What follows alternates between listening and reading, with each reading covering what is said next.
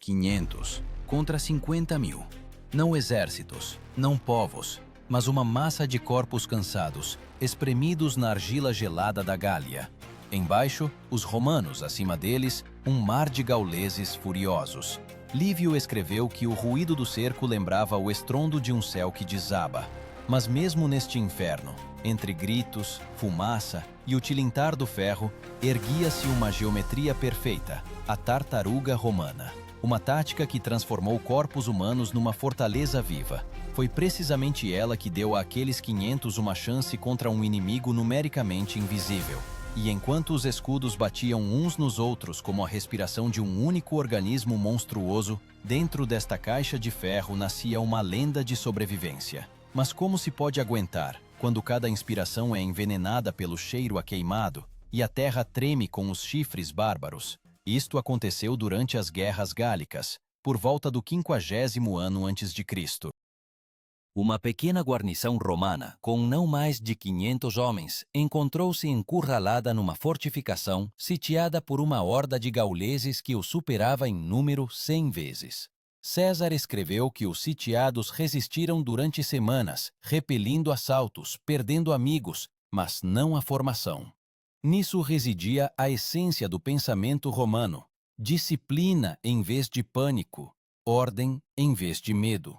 A sua defesa tornou-se a testudo. Assim se chamava a formação em que os legionários se cobriam com escudos de todos os lados e por cima, formando uma couraça de madeira e bronze. Este escudo chamava-se scutum, pesado, oval, pesando cerca de 10 quilogramas, com uma superfície curva que refletia os golpes de pedras e flechas. Nessa formação, os romanos podiam mover-se mesmo sob uma chuva de lanças, lenta, mas inexoravelmente, como a própria vontade do império. A imagem desta tartaruga impressiona a imaginação. Imagine um pátio estreito de um forte, sobre o qual cai uma chuva incessante de flechas. O rufar dos tambores, os gritos das mulheres atrás das muralhas, o relinchar dos cavalos. E no meio de tudo isso, o movimento cadenciado de um bloco quadrado, onde cada costa sabe que não pode vacilar. De cima, granizo. À frente, a morte. Mas ninguém foge. Não são pessoas. É um mecanismo de respiração e aço. Escavações arqueológicas em locais de antigos acampamentos mostram quão meticulosamente estes pontos defensivos foram planeados. Plataformas de pedra, vestígios de fogueiras, pontas de flechas de ferro, testemunhas mudas daqueles dias em que a própria terra parecia tremer com a tensão da vontade humana. Os gauleses tentaram incendiar as fortificações, destruir as muralhas com arietes, mas os romanos sabiam: no pânico perece-se, na ordem sobrevive-se. E enquanto os bárbaros rugiam lá fora, dentro da fortaleza fervia o silêncio da disciplina. Os sons de martelos a consertar armaduras e os golpes surdos em pães de farinha e cinza. Comiam um punhado de grãos por dia. Dormiam sem tirar os capacetes. Trocavam as sentinelas a cada 2 horas. Cada legionário sabia o seu lugar e o dos outros.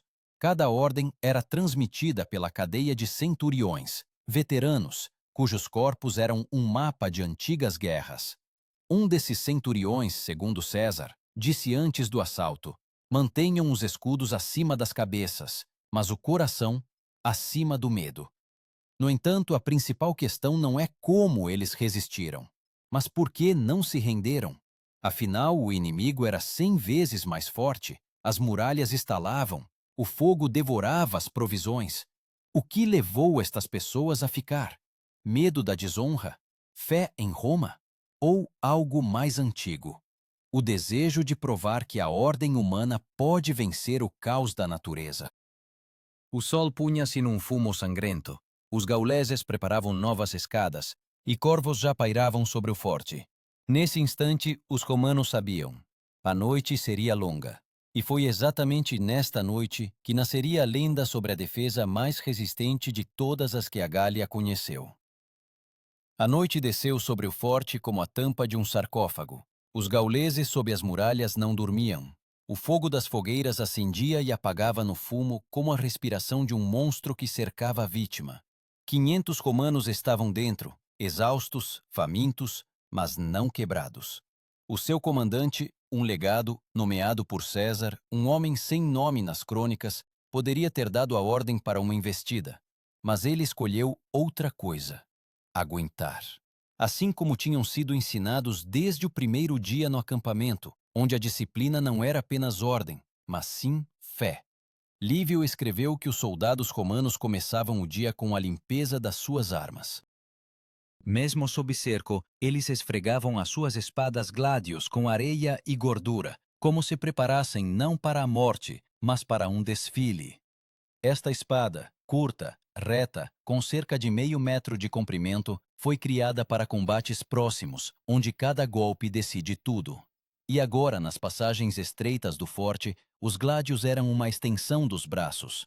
O ferro, afiado até um brilho espelhado, refletia a chama carmesim das fogueiras.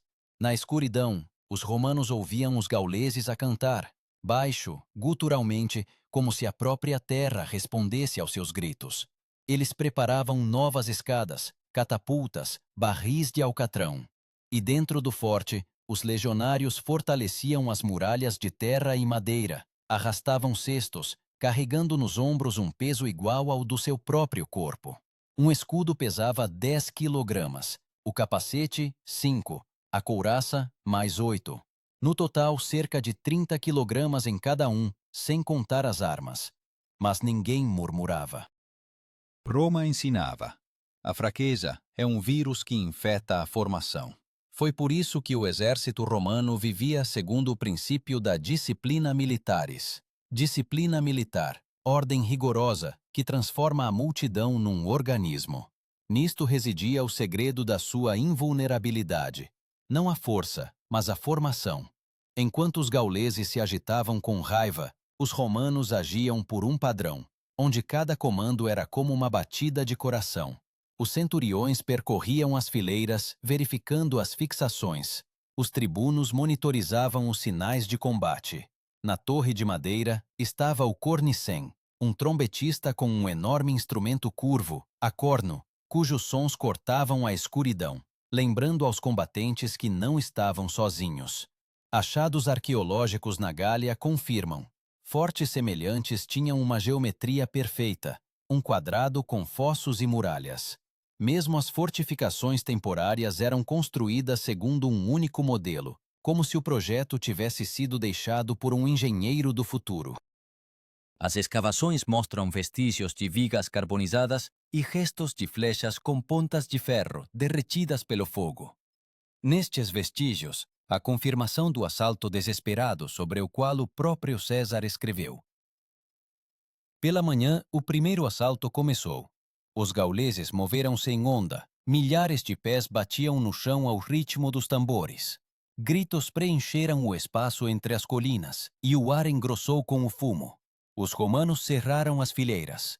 Ao grito interno do comandante, os escudos levantaram-se, e o forte transformou-se num monólito. A tartaruga ganhou vida. Flechas caíam de cima, batendo na madeira, no bronze, tilintando como chuva em mármore. Pedras de catapultas desabavam, mas a formação manteve-se. A tática da tartaruga, ou testudo, nasceu de um princípio simples. Se é impossível evitar o golpe, é preciso suportá-lo.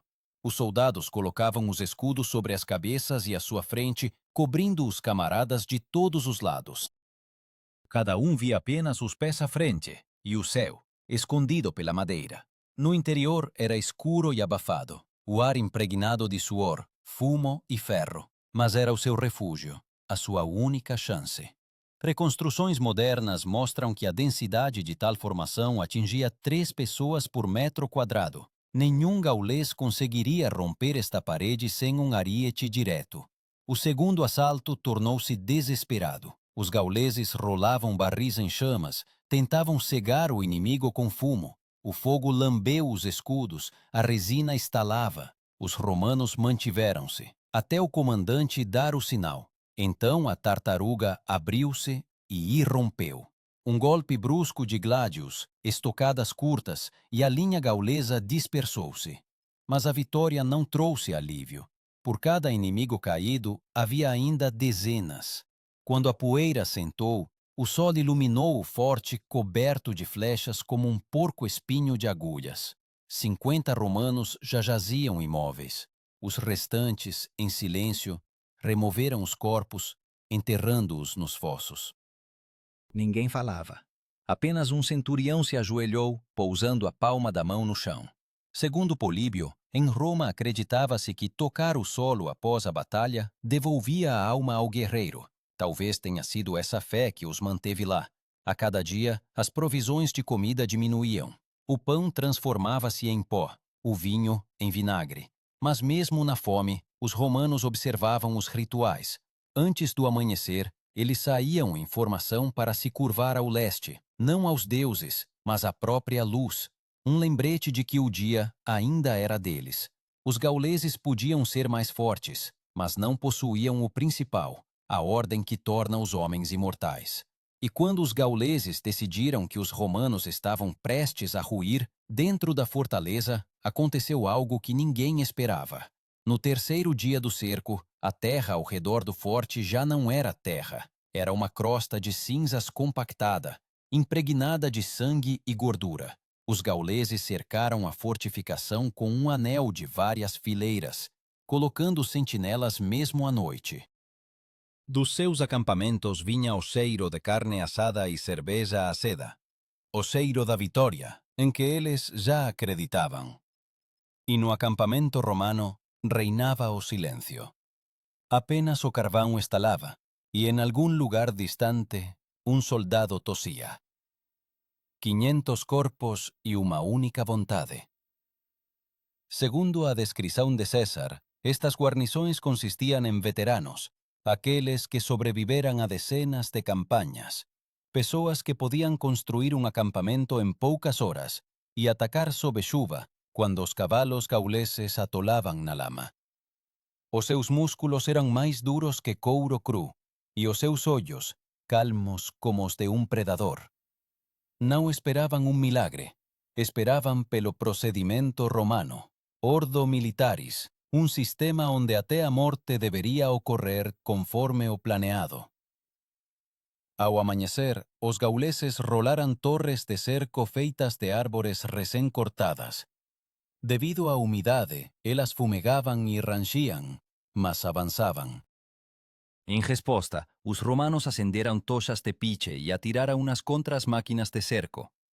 O ar encheu-se de um rugido, como se a própria floresta se tivesse revoltado contra os gauleses. O fogo lambeu as torres, e os gauleses, uivando, recuaram. Mas no mesmo instante, outra parte dos sitiantes correu para o fosso com touros e escudos para preencher a passagem.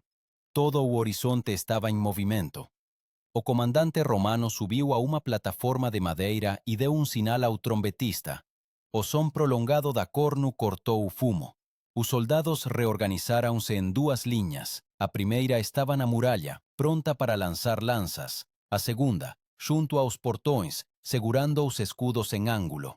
Esta formação chamava-se triplexacies, ordem tripla, padrão das legiões romanas, permitindo reagir a qualquer avanço.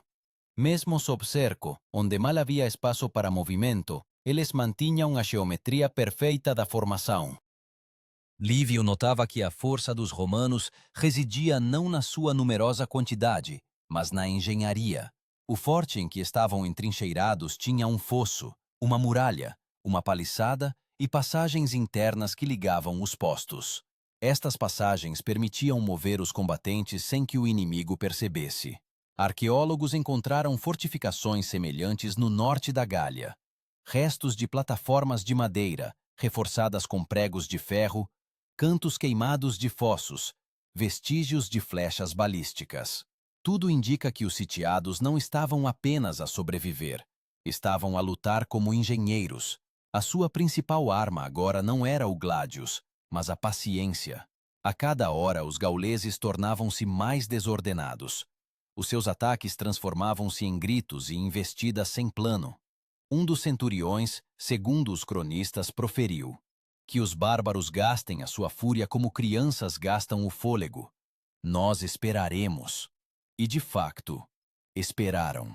A cada dia, os gauleses perdiam mais e mais homens. Por ferimentos, pela fome, pelos seus próprios erros.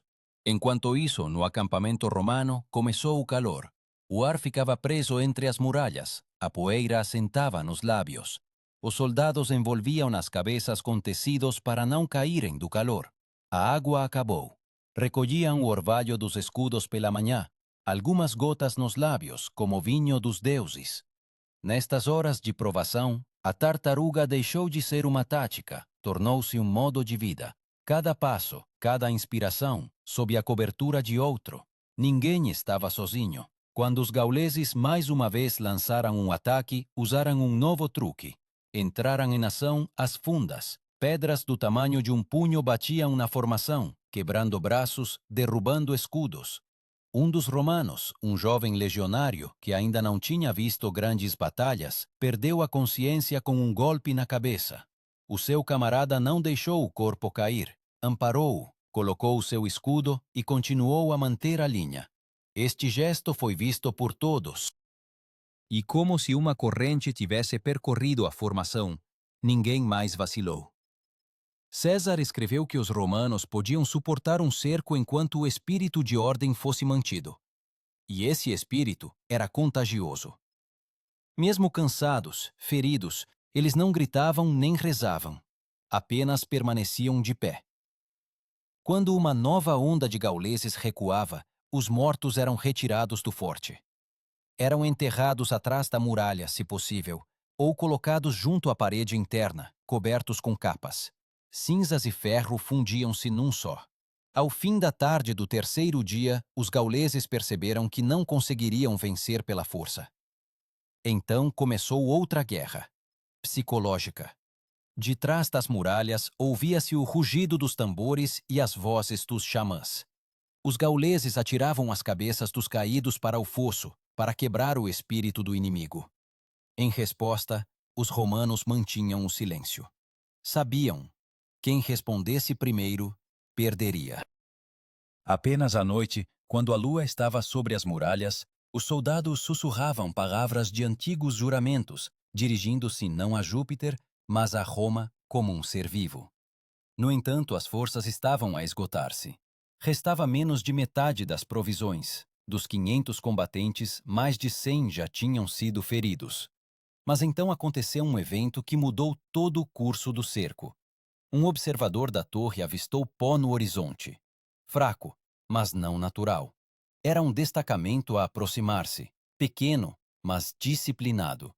E foi precisamente com a sua aparição que a última tartaruga entrou em combate, aquela que decidiria o desfecho desta lenda.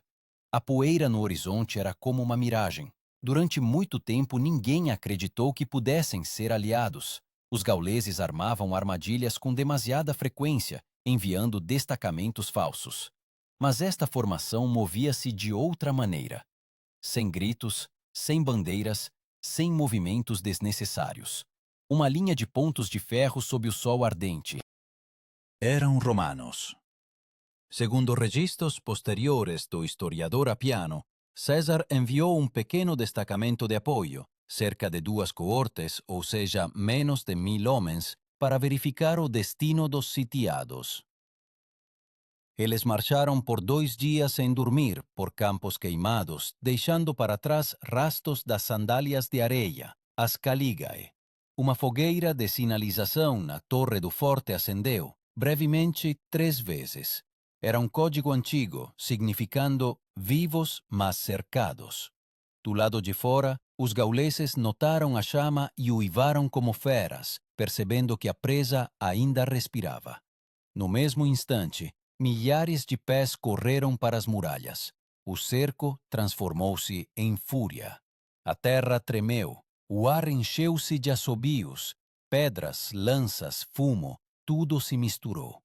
Mas de dentro do forte, como da boca da terra, ergueu-se um ruído, baixo, rítmico, semelhante a batidas de coração.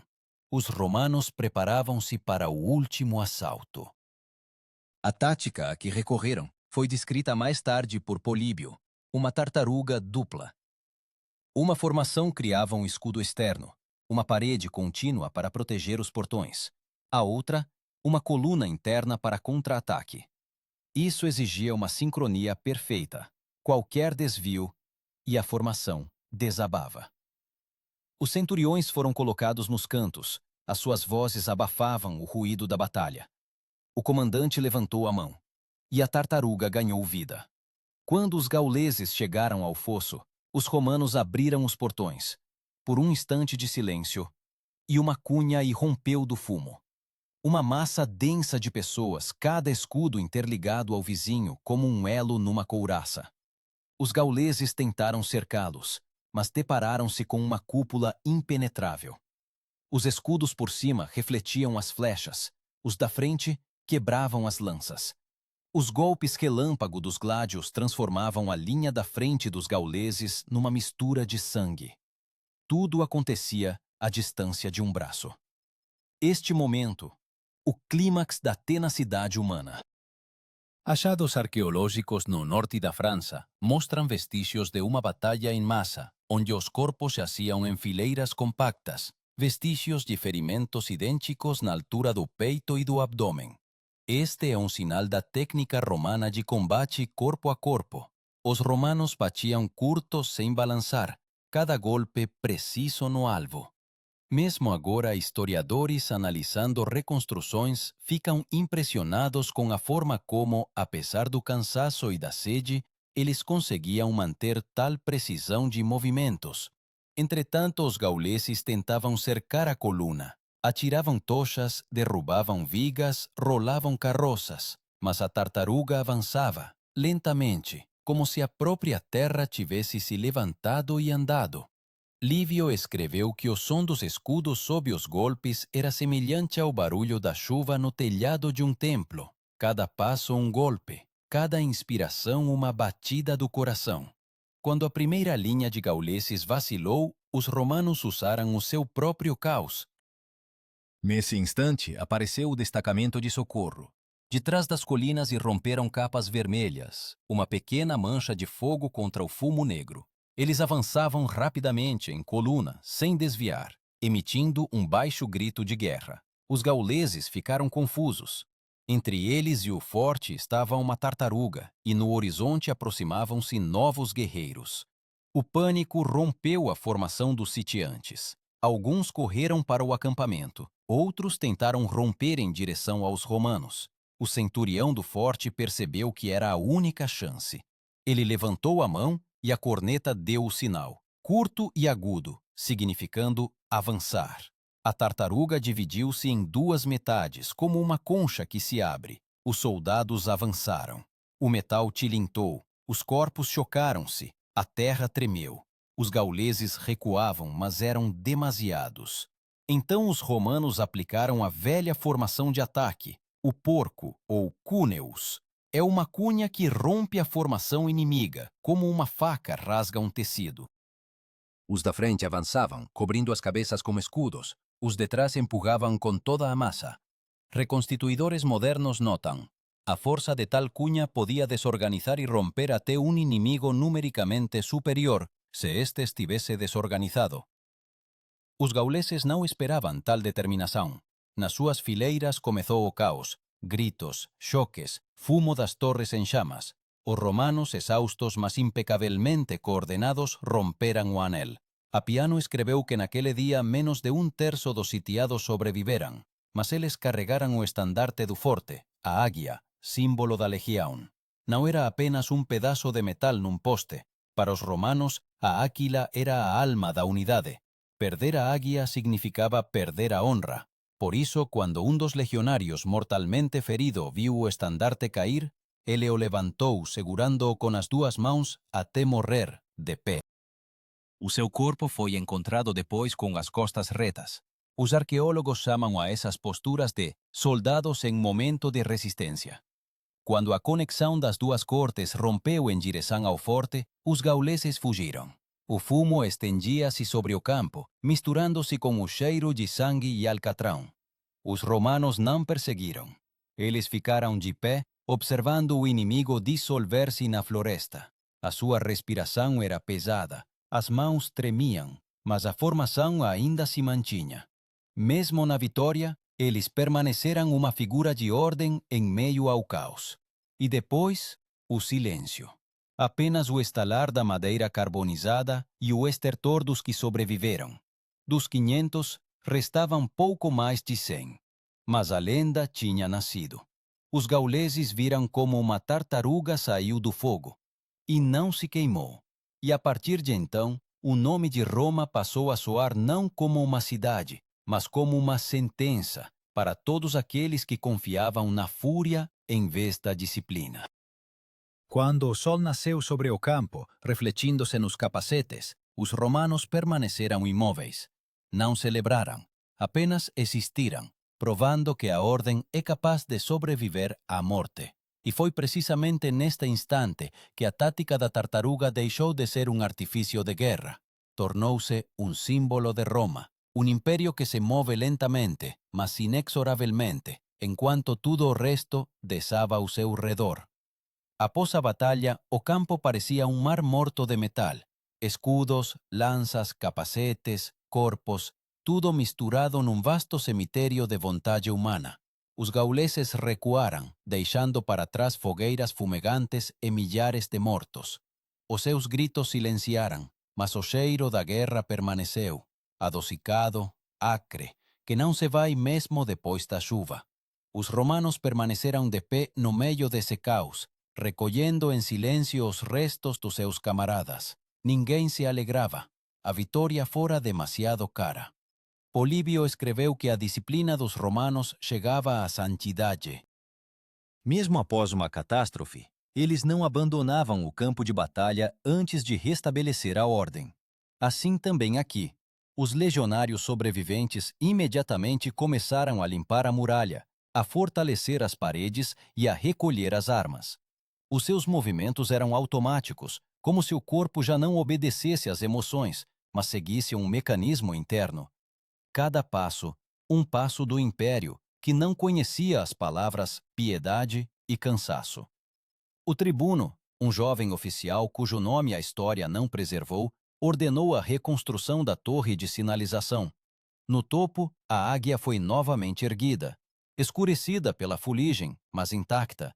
Este símbolo significava mais do que a vida. Significava que a ordem existe, mesmo entre as cinzas. E quando o estandarte vermelho com a águia se ergueu contra o céu cinzento, os romanos sobreviventes endireitaram-se. Mesmo os feridos, apoiados em lanças, permaneceram de pé, como se estivessem diante dos deuses. Foi então que receberam reforços, o exército principal de César, que se deslocara do sul da Gália. Segundo o próprio general, ele não esperava que a guarnição resistisse. Quando as legiões se aproximaram, viram não ruínas, mas um forte que ainda respirava, mas que se mantinha de pé. Essa visão tornou-se um símbolo do espírito romano. Um dos comandantes proferiu: "É assim que o ferro parece, se nele corre o sangue de Roma." Estudando os restos das fortificações, os arqueólogos encontraram um detalhe interessante. Nas camadas de terra ao redor do forte havia muitos fragmentos de pregos romanos e tábuas carbonizadas, mas quase nenhum objeto pessoal.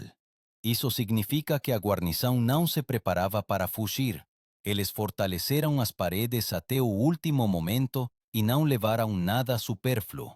Tudo indica que o seu objetivo não era sobreviver, mas resistir. Eles tornaram-se a encarnação viva do conceito de virtus, a virtude romana. Este termo não denotava apenas coragem, mas a capacidade de manter a razão no medo, a lealdade no desespero e a dignidade na morte. Para um romano, a virtus era o que fazia de um homem um cidadão, e de um cidadão, um soldado. Foi isso que César viu quando subiu a muralha fortificada e olhou para os sobreviventes. Nas suas comentários sobre a Guerra Gálica, ele escreveu que estas pessoas lutaram não pela vida, mas pela ordem do mundo. Do ponto de vista militar, a sua resistência teve um significado colossal. Os gauleses, tendo perdido dezenas de milhares de guerreiros, estavam desmoralizados. A notícia da guarnição inquebrantável espalhou-se por toda a Gália. As tribos bárbaras, antes unidas num único exército, começaram a discutir, acusando-se mutuamente pela derrota. A sua aliança desfez-se. E César, aproveitando-se disso, moveu as legiões mais para o norte e subjugou definitivamente a região. A testudo, ou tartaruga, tornou-se não apenas uma formação de combate, mas um símbolo da estratégia romana, lenta, metódica, mas infalível. Historiadores modernos como Goldsworthy e Keegan observam que foi precisamente essa tática que tornou Roma invencível em batalhas contra os bárbaros, que confiavam na fúria e na surpresa. Na base da tartaruga estava o princípio da confiança. Cada soldado cobria o seu vizinho, mesmo que não soubesse o seu nome. Nenhum exército do mundo antigo possuía tal nível de coordenação. Mas por trás dessa disciplina escondia-se um preço. Cada sobrevivente dos 500 sabia que a sua resistência fora paga com as vidas dos irmãos. Eles enterravam os caídos atrás das muralhas do forte, colocando os corpos em fileiras de acordo com o regulamento militar. Pés para o leste, rostos para o sol. Por cima, uma camada de terra e um escudo partido. Sem inscrições, apenas silêncio. Tácito escreveu que em Roma se contava muito sobre aqueles 500. Os guerreiros que resistiram ao cerco de 50.000 tornaram-se uma lenda, os seus nomes inscritos nas listas das legiões honorárias. Mas o próprio forte desapareceu da face da terra. Quando, séculos depois, os arqueólogos encontraram os seus restos, viram vestígios de fogo e muralhas desabadas, mas nenhum objeto de luxo, apenas ferro, ossos e fragmentos carbonizados. Tudo indicava: aqui estiveram aqueles que escolheram a ordem em vez da vida. E, no entanto, neste cálculo frio, na geometria da disciplina, havia uma faísca de heroísmo humano, pois atrás de cada escudo estava um homem que poderia ter fugido, mas ficou, não pela glória, não pelo ouro, mas porque sabia: se ele caísse, a formação ruiria. E juntamente com a formação, a própria ideia de Roma. Ao fim da tarde do último dia, César mandou erigir um monumento de pedra no local da batalha, sem nomes, apenas a inscrição: Ordo vincit omnia. A ordem vence tudo. E quando o sol se punha por trás das colinas da Gália, os últimos raios iluminavam estas palavras, transformando-as num juramento que Roma carregaria pelos séculos. Mas a história da tartaruga não terminou naquele campo. Tornou-se uma lição sobre o facto de que a força de um império não reside nos números, mas na capacidade das pessoas de serem um único organismo. E um dia, séculos depois, este mesmo princípio regressaria. Noutro lugar, noutra época, quando novamente fosse preciso responder a mesma pergunta: o que é mais forte? O caos da multidão ou a ordem do espírito? Anos se passaram. O forte foi coberto de relva. As suas pedras foram desmanteladas por camponeses que não sabiam que estavam a construir casas com paredes que outrora sustentaram o destino do mundo. Mas a memória permaneceu. Engenheiros romanos copiavam o plano daquela fortificação em tabuletas de instrução. Legados faziam referência a ela em suas orientações, e a própria palavra testudo tornou-se um símbolo de resiliência. A tartaruga, lenta e pesada, transformou-se numa imagem de ordem invencível. Historiadores do Império Tardio escreveram que foi precisamente após aquele cerco que César se convenceu definitivamente. O destino das guerras não é decidido pela bravura, mas pela organização. Ele transferiu este princípio para a governação do Estado. A disciplina tática transformou-se em administrativa. O exército tornou-se um modelo de sociedade. Cada cidadão, um elo. Cada lei, um escudo. Cada dever, parte da formação. Mas por trás disso havia algo mais do que estratégia. A testudo mostrou: o ser humano é capaz de superar o medo se estiver lado a lado com os outros. Nenhum herói teria salvo aquele forte sozinho. Foi a conexão que salvou, invisível, mas forte. Aquela mesma que lhes permitiu avançar quando tudo gritava: fujam. Filósofos posteriores, Sêneca, Marco Aurélio, frequentemente recorriam a este exemplo chamando a tartaruga de forma do espírito. Para eles, ela simbolizava não apenas a bravura militar, mas também a ordem interna, quando a razão protege o coração, como um escudo protege o corpo. Roma sobreviveu não porque era mais forte, mas porque aprendeu a permanecer unida. E se escutarmos o vento sobre o campo do antigo forte, parece que podemos ouvir o farfalhar do metal, um eco daquela tartaruga que atravessou as chamas, carregando a águia nos seus ombros.